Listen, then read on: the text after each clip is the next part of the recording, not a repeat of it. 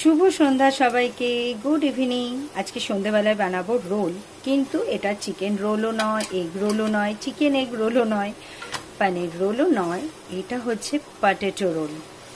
তো আজকে পটেটো রোলের মধ্যে এই দেখো রুটিটা মানে পরোটাটাকে এরকমভাবে ভেজে নিয়েছি। গ্যাসটা একটু বাড়ানো ছিল বলে এরকম হয়ে গেছে।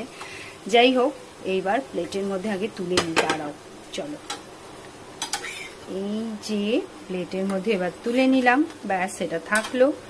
আর এই দিকে দেখো আমার আলুগুলোর সাইজ ঠিক এইরকমভাবে আলুগুলো কেটে নিয়েছি, দিয়ে ভালো করে ধুয়ে একটু বেশ কিছুক্ষণের জন্য নুন মাখিয়ে রেখেছিলাম। তারপর কড়াইতে তেলটা গরম করে একদম গ্যাস বাড়িয়ে কিন্তু এটাকে ভেজেছি। গ্যাস মানে স্টিম কমিয়ে কিন্তু এটাকে ভাজিনি, কারণ এটাকে যদি স্টিম কমিয়ে ভাজি আলুগুলো না ক্রিস্পি টাইপের হবে না, একদম নেতিয়ে পড়বে।